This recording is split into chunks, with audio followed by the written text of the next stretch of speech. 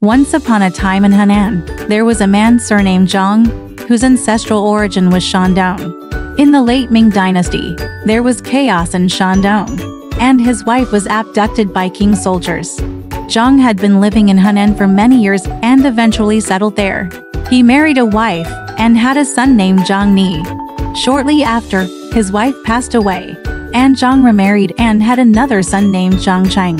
The second wife, Niu Shi, was fierce in temperament and held a strong grudge against Zhang Ni.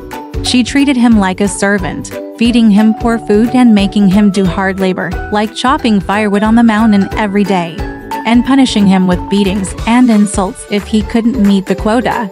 Niu Shi treated her own son, Zhang Cheng, like a treasure, secretly giving him sweet food and sending him to school. As Zhang Cheng grew older, he became kind and filial. He couldn't bear to see his older brother suffer and secretly persuaded his mother to be kinder to Zhang Ni, but Niu Shi ignored his pleas. One day, while Zhang Ni was in the mountains chopping wood, a sudden rainstorm forced him to take shelter under a rock. When the rain stopped and the day turned dark, he became hungry and had to carry the wood back home on an empty stomach. Niu Shi saw that the amount of wood he chopped was insufficient and got angry, refusing to give him food. Hungry and weak, Zhang Ni had no choice but to lie down in the house. When Zhang Cheng returned from school and saw his older brother's dejected state, he asked if he was sick. Zhang Ni replied, "I'm hungry." He explained the situation to Zhang Cheng, who felt saddened. After a while, Zhang Cheng brought some bread to his brother and told him he had stolen flour from home and asked a neighbor to make it. Zhang Ni ate the bread and advised his brother not to do such things again, warning him of the risks. Zhang Cheng replied, "Even though we might go hungry eating only once a day, we won't starve." The next day, Zhang Cheng sneaked up the mountain with an axe. Zhang Ni was surprised and asked why he had come. Zhang Cheng said, "I'm here to help you chop wood." Zhang Ni asked who had sent him, and Zhang Cheng said, "I came on my own." Despite Zhang's protests, Zhang Cheng helped him chop wood, even though his fingers bled and his shoes got torn. Eventually, Zhang Ni convinced him to return home. A few days later, Zhang Cheng went back up the mountain with an axe in hand. Zhang Ni was astonished and asked why he had returned. Zhang Cheng didn't reply and immediately started chopping wood vigorously.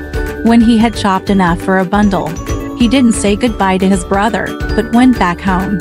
Zhang Ni completed his wood chopping, went to school, and instructed the teacher to watch over Zhang Cheng more closely. Over time, Zhang's persistent efforts and Zhang Cheng's dedication to his brother impressed the teacher, who stopped reprimanding Zhang Cheng. Despite Zhang's attempts to dissuade him, Zhang Cheng continued to help his brother with wood chopping. One day, while Zhang Ni and a group of others were in the mountains cutting wood, a tiger suddenly appeared. Everyone was frightened and fell to the ground, but the tiger grabbed Zhang Cheng and began to carry him away.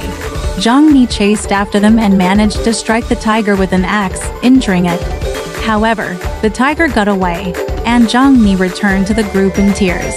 They tried to console him, but he was heartbroken and said, "My brother is not like other people's brothers. He died for me. Why should I continue to live?" He then attempted to take his own life with the axe, but the others stopped him and managed to save him. Zhang Ni was taken back home, and his injuries were treated. He recounted the events to his family, and they were deeply moved by his dedication to his brother. Meanwhile, Zhang Cheng, who had been saved by a passerby named Zhang Bijia, was living a better life than before. Zhang Bijia didn't have children and treated Zhang Cheng like a son. Zhang Bijia eventually learned about his own family lineage and discovered that Zhang Ni and Zhang Cheng were his long-lost brothers. With the revelation of their true identities, the family was joyfully reunited. Zhang Ni and Zhang Cheng informed their father of their survival, and he was overwhelmed with happiness. The family returned to their hometown and were warmly received by their relatives. Zhang Ni and Zhang Cheng continued their education and became successful members of society, all thanks to their determination and the support of their newfound family. As the storyteller concludes this tale, they express their deep emotional connection to the story, shedding tears multiple times throughout. The bond between the brothers, their resilience, and the eventual reunification of the family evoke powerful emotions and a sense of shared humanity. The storyteller wonders if there are others in the world who are similarly moved by stories of love, dedication, and family ties. Alright, this story has come to an end. If you liked it, please give it a thumbs up. Thank you.